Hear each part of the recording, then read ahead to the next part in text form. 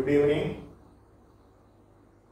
I have wished you good evening because this class is being recorded in the evening. It is 7:30 in the evening.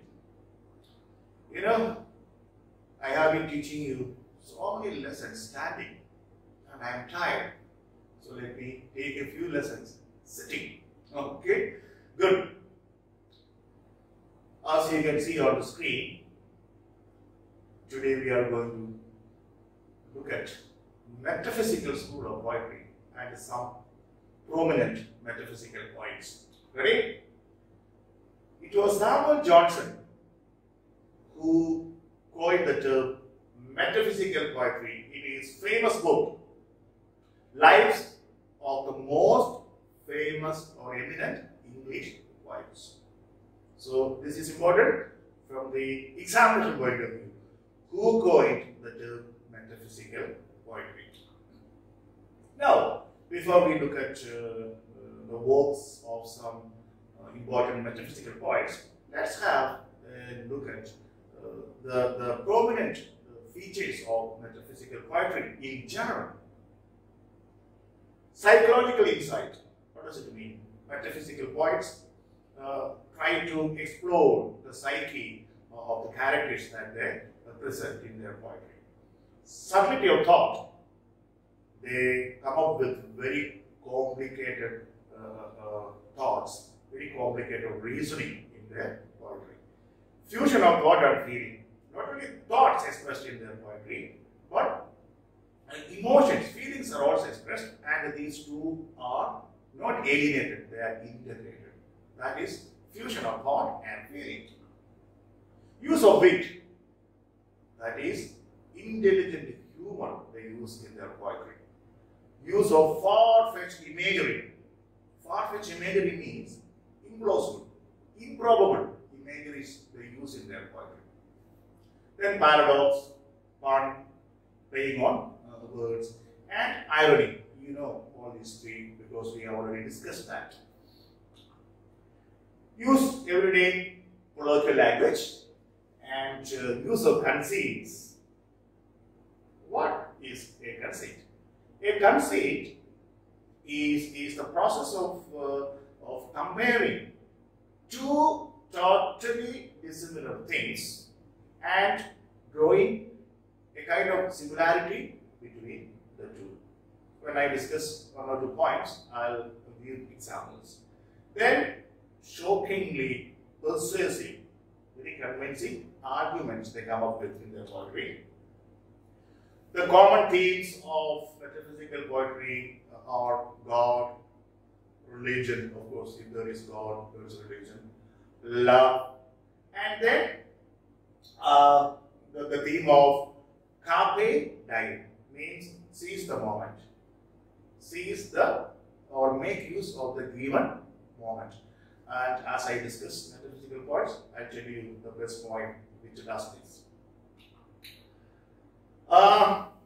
This school of poetry, in fact, extended through three different literary periods. Jacobean age, Caroline age, and even Restoration period. Let's take a few famous metaphysical poets. John Donne. He was the founder of metaphysical school of poetry. Ben Jonson made a remark about John Donne. He said, "The first point in the world in some things." Important from the examination point of view. Who said this? Donne's collection of poems, songs and sonnets, was published after his death in 1633. Let's look at a few individual famous poems of John Donne. First one, Death Be Not Proud, very famous. You may have done it or studied it or read it. It's a sonnet. And what is the theme? In this poem, the poet addresses death directly, and it tells death that there is nothing for death to be proud of, because once death kills a person, that person's soul survives and goes to heaven. But death dies. Death has no much control over that person's soul.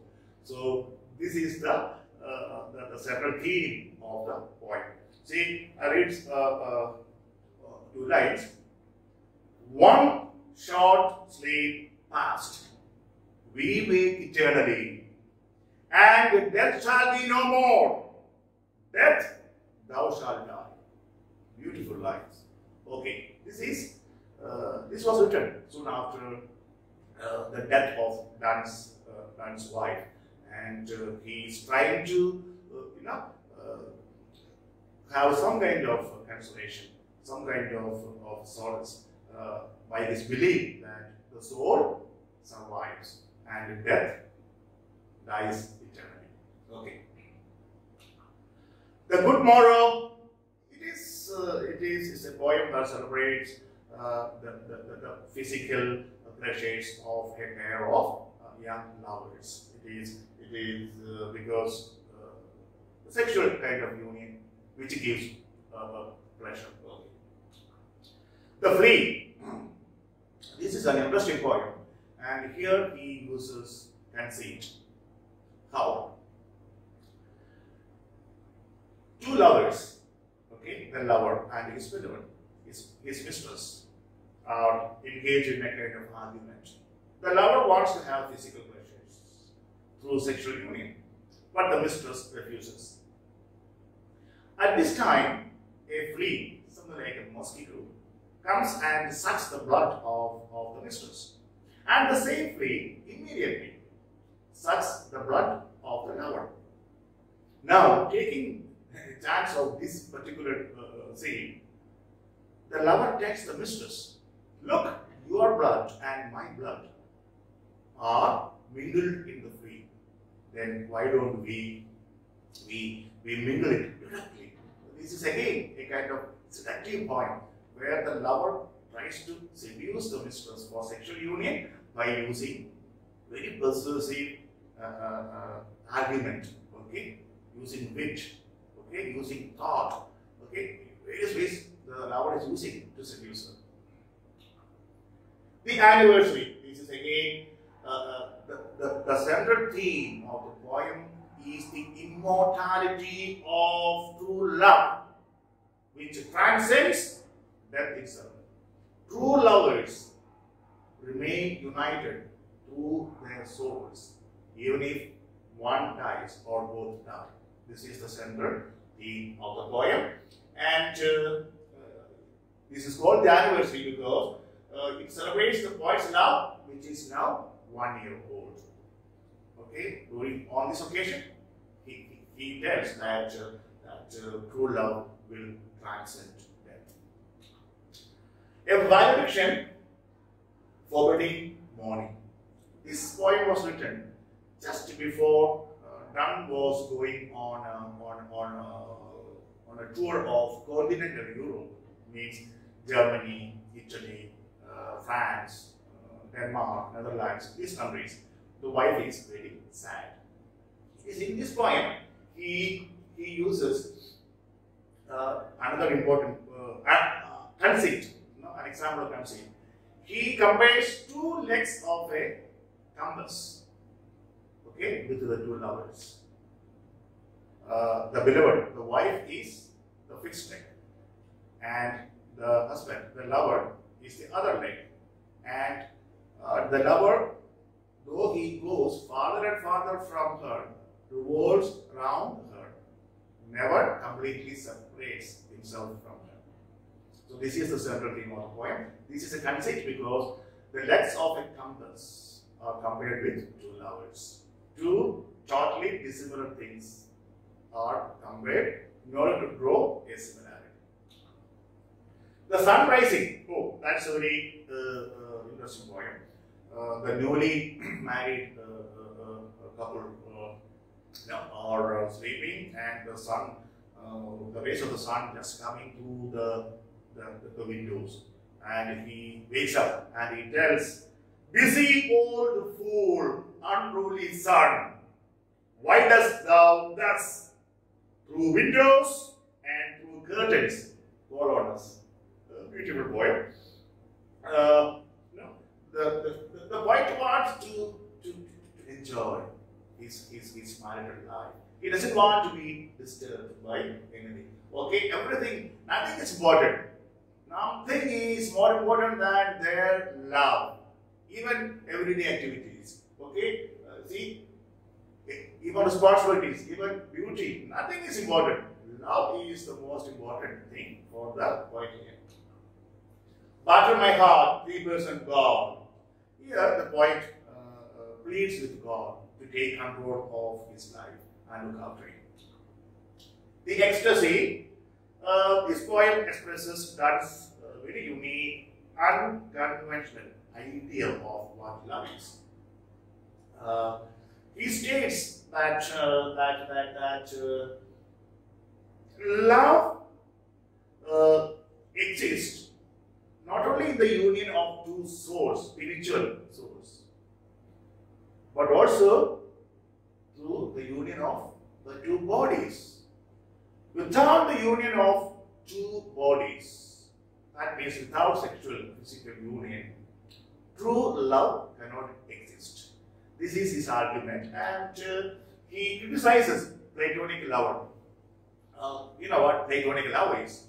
Only spiritual love without any bodily pleasures. But according to the poet, according to Dunn, without the union of the two bodies, there cannot be any true spiritual love.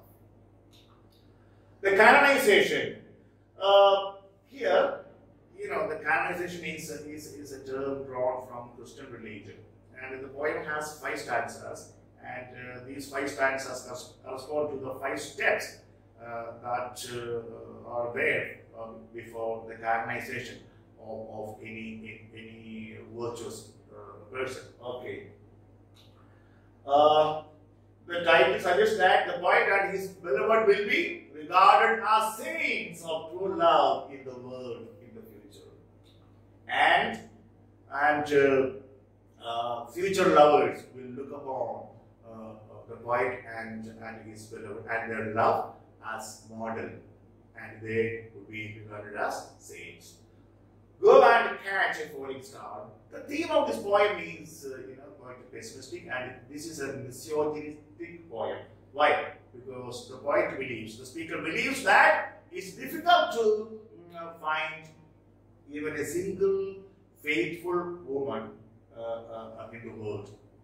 In other words, the speaker considers all women unfaithful. I don't believe in that. Okay. The dream is a very interesting poem. What is the meaning? The speaker is dreaming of his beloved and having a relationship with her, having some bodily pleasures with her. At this moment, the lady of his dream physically appears in front of him. Just look at this. Interesting. If you dream of something and that happens for you immediately, that's a great occasion for you to celebrate. And then the poet sees her and engages himself in praise and appreciation of her spiritual beauty, her bodily beauty. Okay. A hymn to God the Father. Again, this poem expresses the poet's need for God's help. Dunn's poem, The Bait,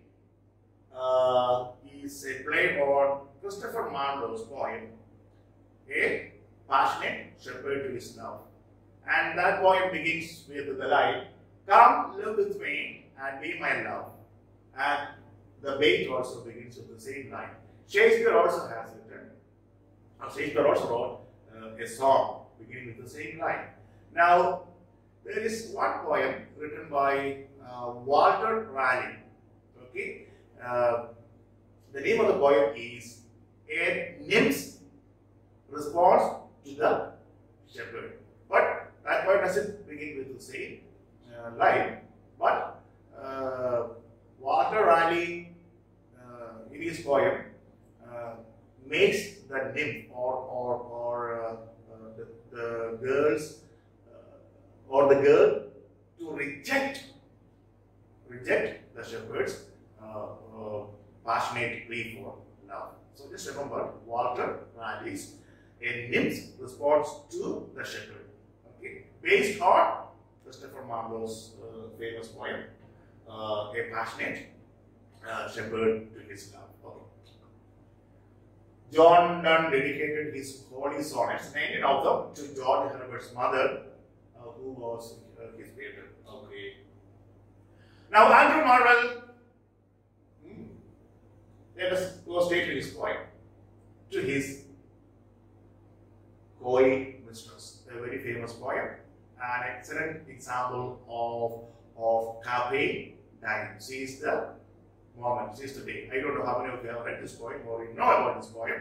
Again, here the lover is arguing with his mistress for a sexual union, and the mistress refuses, and then he comes up with a series of arguments, excellent arguments, where he is trying to convince her that it is very, very important that we make use of the given moment, the present. Don't wait for the future. You can read the poem or read the summary, and you must. Okay, the garden is a poem which actually celebrates nature and the unique peace and solitude that nature can give us. Later on, William Wordsworth would come and tell us the same in more detail. And in this poem, he tries to establish, the superiority of contemplative life over life of action. Contemplative life. That is the central theme of the poem, the garden. A dialogue between the soul and body. Now, it's a poem in which the soul and the body engage in an argument, and both or they blame each other for their miseries. The soul complains that it is imprisoned in the body, and it will also suffer the body's doings. And then the body says that because of the soul and its control, the body cannot enjoy the physical pleasures. You can read the poem if you want, it's an interesting poem. And Horatian Code, it was written on Cromwell's return from Ireland. In my next lesson, I will be discussing Commonwealth era, so I will tell you about Cromwell. George Herbert, let's straight go to his most famous poem, or most famous poems, Virtue. Jordan, the collar, the pulley. Okay, you can just go and read these poems or get the summary. In Herbert's poem, the pulley, that's important from the examination point of view. One blessing that God holds back from mankind is rest. No, we have no rest. Okay, that's important. Richard Crashaw, let's see, he's known for religious verse, and almost all the metaphysical poems are known for that. What you have to remember from the examination point of view is his collection of poems, Steps to the Temple. Whose collection of poems is Steps to the Temple? You must know, yes. Crashaw is a poet of sacred eroticism and homo-eroticism. What does it mean? This is expressing religious, ecstatic feelings in sexual terms. That's what's meant by this. Henry Vaughan, again, these are his personal life details. His most famous poem is The Retreat. That's an adult who is now experienced and corrupted by the world, looking back on his or her early childhood days when they were very innocent and pure. Okay, that's only looking back to the early stage when he or she was in very close relationship with God. in very close proximity with God. But later on, because of their sins, they are distanced from God's presence. Thomas Carew, okay, it's not very important one, but 2 points. He wrote a divine mistress and a cruel mistress. Remember these 2 points, and it's all. Abraham Cowley, a very precocious child. At the age of 10, he wrote a long epical romance, Pyramus and Thisbe. I explained this story. And at the age of 12, he wrote even a longer poem, Constantia and Philetus. Okay. The Mistress is a collection of love poems. And Pindaric Odes, that's also his collection. Now, his best known poem is, from the examination point of view, the David Days. Means, it's an epic, a long poem, on King David in the Old Testament of the Christian Bible. That's all about metaphysical poetry. I think we have just looked at the features of metaphysical poetry and important metaphysical poets and some of their important works. And here, what you have to remember at the end of the class, John Donne's all the poems that I have listed here, you must become familiar with, and Marvel's to his poem mistress, Cartwright Time, that's important. And okay, Hepbur's Virtue is a very important poem, and Henry Vaughan's The Retreat. Okay, and other poems just you don't have to focus much on, but just remember, that's all. Here is a famous opening line from Alice Walker's famous novel, The Colored Purple.